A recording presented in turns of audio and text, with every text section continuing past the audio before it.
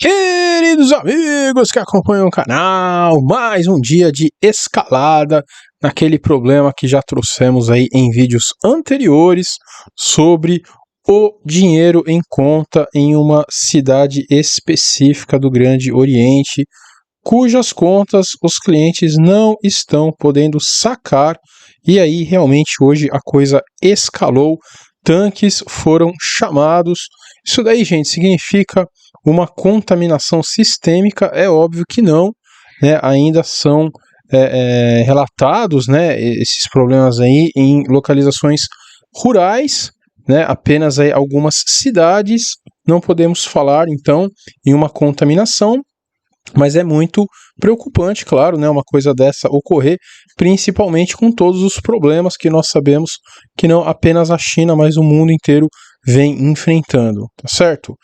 Vamos então ler aí exatamente o que saiu. Tanques estão sendo então colocados nas ruas, né, desse local aí para proteger os bancos.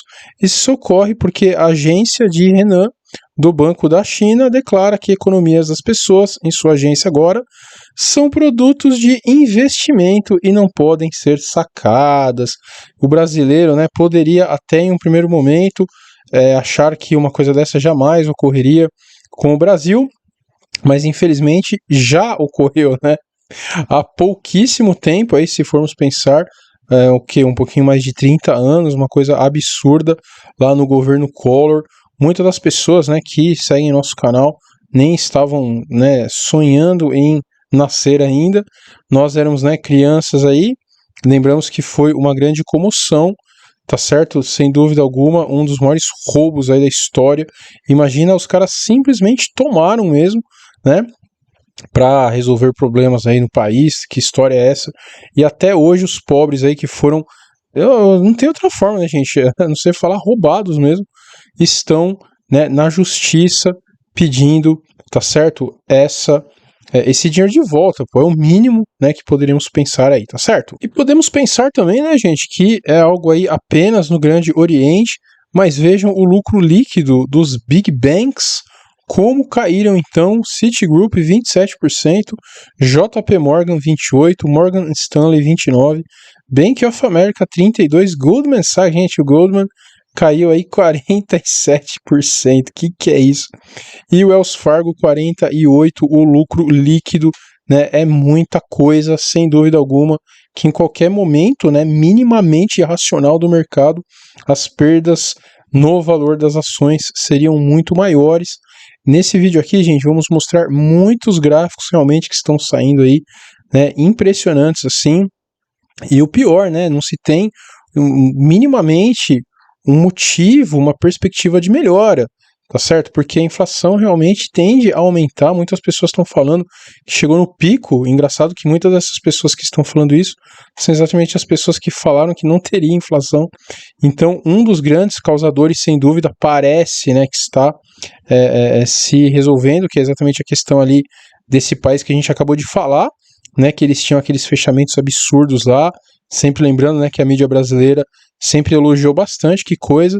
Então, pelo menos os motivos inflacionários oriundos dessa parte, sim, claro, vão ser resolvidos a curto prazo, se não tiver de novo fechamentos, porque, de novo, né, vindo desse país, nunca dá para saber o que vai ocorrer, tá certo? Mas temos muitos outros problemas aí. Até iríamos trazer aqui, gente, alguns problemas relacionados, de novo, né, à inflação de energia, muita coisa ocorrendo, mas realmente nesse vídeo vamos nos focar nos gráficos, tá certo?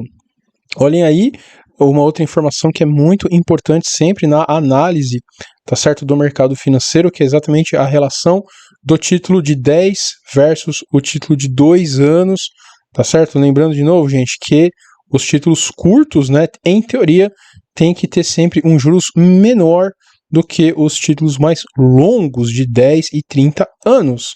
Então, se você tem um juros maior em um juros com prazo menor, significa que o mercado está esperando uma recessão estourar, tá certo? Muito provavelmente nos próximos meses. Então, impressionante. E como que alguém pode olhar para isso e pensar, não, dessa vez vai ser diferente. Então foi em 2000, em 2008, vejam só, foi bem menos do que agora, né? E lá no comecinho dos anos 90 também. Então, mais um dado aí muito importante. E a aversão extrema ao risco dos gestores de fundo se compara apenas ao colapso de 2008. Vejam aí a continha, né, do Ben Rickard, que é o investidor lendário aí também, né, do Grande Aposta. Eu não acredito que esse seja a conta dele mesmo. Será que é do próprio analista, né? Algumas pessoas dizem que sim, mas de novo, esses gráficos são muito impressionantes também. Antes, gente, não deixem aí de entrar no nosso grupinho do Telegram, tá certo? Sempre postamos esses links lá antes. E também se inscreva, curta, clique no sininho, comente. Tudo que interagir aqui no canal nos ajuda bastante. Instagram e Twitter, o dia inteiro ativos, também não percam, está muito bom. Então, com base no que essa conta aí do Rickard, né, está falando isso, vejam então o quanto os gestores, né, estão dispostos a investir em risco mais do que o normal. Realmente está abaixo já de outubro de 2008. Nem na época ali do crash do .com chegou perto, porque o crash do .com não foi assim uma perspectiva negativa do sistema financeiro, né, pessoal? Isso é muito interessante. O .com foi uma crise padrão, né? Então eles geraram muito dinheiro, investiram muito em empresa ruim de internet, e aí viram que não valia nada daquilo, tá certo? 2008 foi muito pior nessa questão de sentimento de risco de mercado, porque realmente os grandes bancos tinham aí, né, uma grande probabilidade de quebrar. Aliás, teriam quebrado, né, se não fosse novamente a ajuda de todos os bancos centrais do mundo. Então é impressionante mesmo que eles estão com uma noção, né, de risco pior do que um momento que você achava que grandes bancos quebrariam. E de novo, é óbvio que nesse momento de grande risco lá em 2008, as ações caíram demais, né, por muito tempo, e agora elas caíram um pouquinho aí, já está subindo de novo. Então, de novo, o valor das ações não está refletindo essa grande preocupação. Um outro gráfico muito bacana também, né, que ele postou aí, vejam como os grandes gestores estão com muito mais caixa do que investindo os seus dinheiros, tá certo? Exatamente essa é a relação, então, que vemos nesse gráfico. É nessa relação, 2008 ainda, né, tá um pouquinho pior, tá certo? Mas é óbvio, né, gente, mais uma vez aí, o mercado, pelo menos oficialmente, né, nos bastidores a gente sabe que tá todo mundo com muito medo, mas oficialmente a mídia não tá falando de crise nenhuma. As ações aí vocês vejam que um pânico não foi instaurado ainda de forma alguma, né? Então, nos leva a pensar o que ocorrerá com essas relações quando finalmente essa sensação, né, de crash chegar à grande mídia, quando o pessoal começar a ter pânico e o último momento do ciclo do ciclo financeiro atual, né, o momento aí de capitulação realmente ocorrer. Qual é o nível então de cash, né, o quanto esses gestores não vão tirar dinheiro de um monte de fundo, de um monte de ação, de um monte de criptomoeda que, vejam aí também, nos últimos dias subiram bem, tá certo? Então, muito interessante. E por que isso está ocorrendo, né, gente? Todos esses gestores, obviamente, eles já sabem que o mundo real está muito comprometido. Então vejam aí, esse dado também é muito importante, é a vida das pessoas, gente, né? É o dia a dia ali, isso daí não é especulação, né? Não é investir em ativo lixo, não, isso daí é a vida do cidadão médio. Aluguéis disparando na cidade dos Estados Unidos, depois de terem caído durante o problema do bichinho. Mas não há como isso ser sustentável, é óbvio que não. Significa que muitas pessoas jovens estão fechando um ciclo de aluguel alto no final do ciclo. Desastre econômico total. Então é o aluguel versus o CPI mensal, que é exatamente o PIB. Mais uma vez, né, gente, outro gráfico aí que, caramba, impressiona demais, né, demais, porque não são gráficos assim de poucos anos, são muitas décadas, né? Então, olha aí, pessoal, voltou lá em 90, né? Comecinho de 90, estamos falando aí de 32 anos e uma subida dessa daí não tem como. É mais um indicativo, gente, que apenas um grande crash, né, poderia salvar a economia, e isso é uma coisa muito absurda de se dizer, né, muito diferente, né, do que a gente está acostumado a ouvir, porque obviamente um grande crash traria uma situação de vida muito ruim, né, então você vai ter que abaixar esses preços de aluguel exatamente porque vai ter muito problema social, inclusive, tá certo, gente? Isso daí, sem dúvida, é a parte mais triste, né, de tudo isso que a gente mostra.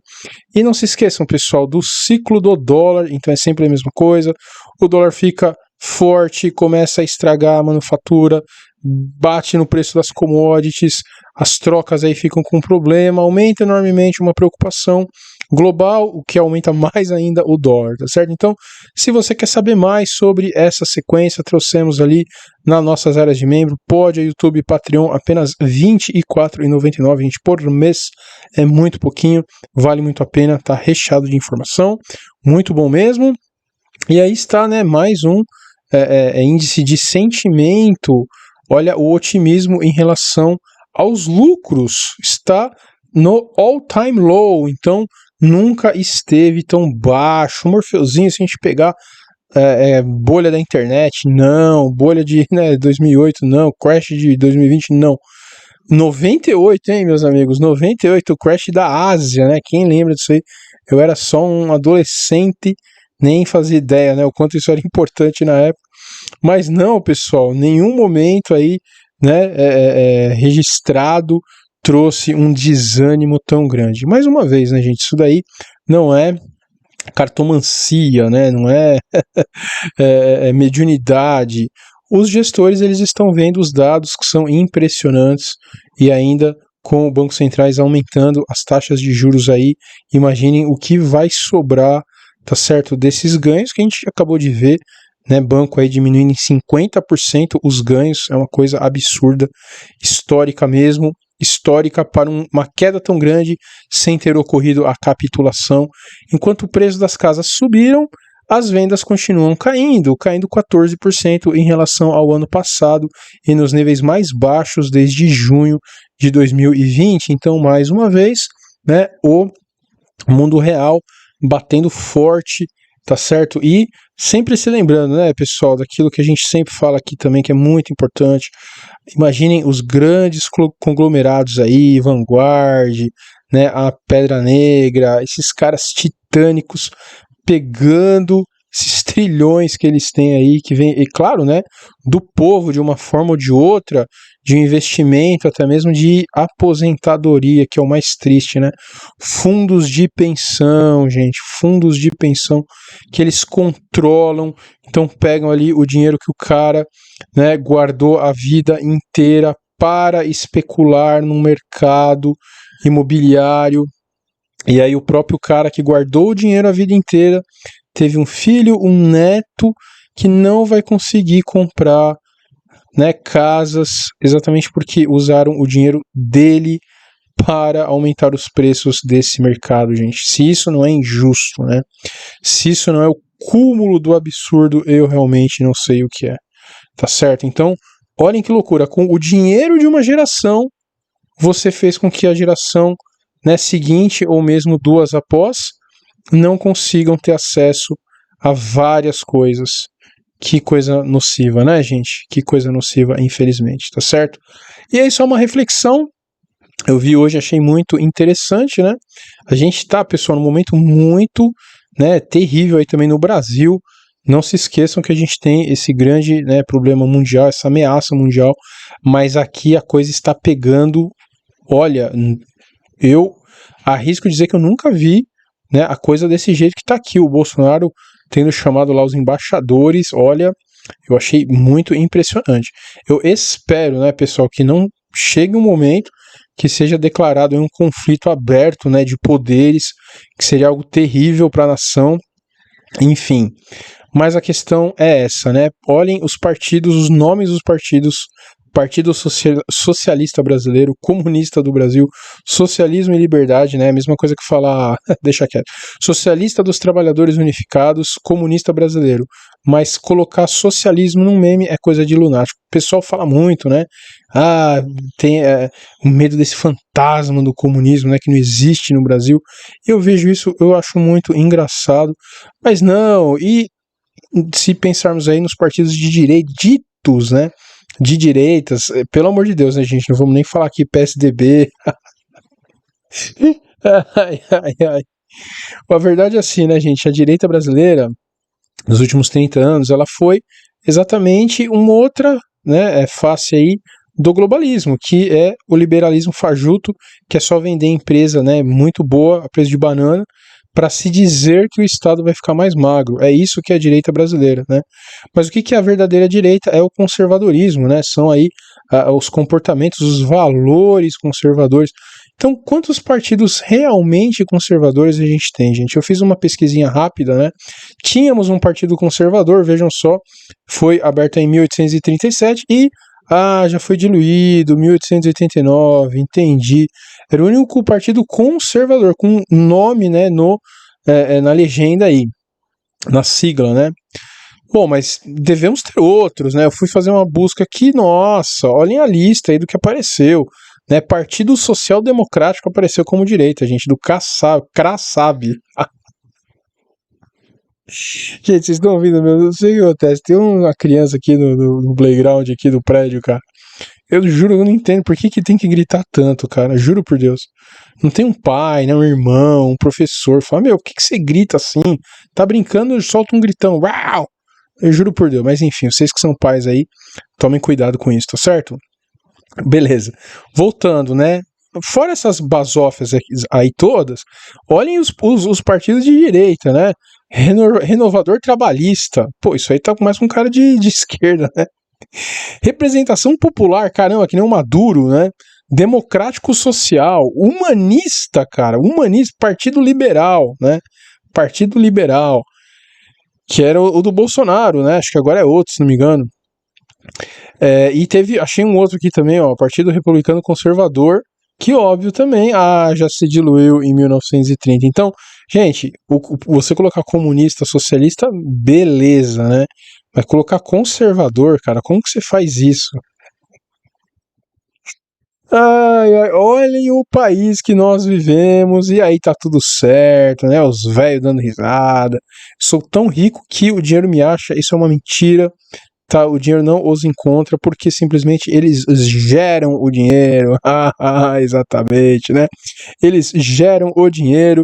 E aí, gente, quem quiser, né, aprender aí como fazem os grandes investidores nesses momentos com opções de call e put, não percam o nosso cursinho, apenas R$ 49,90 em 5 vezes, bem baratinho mesmo.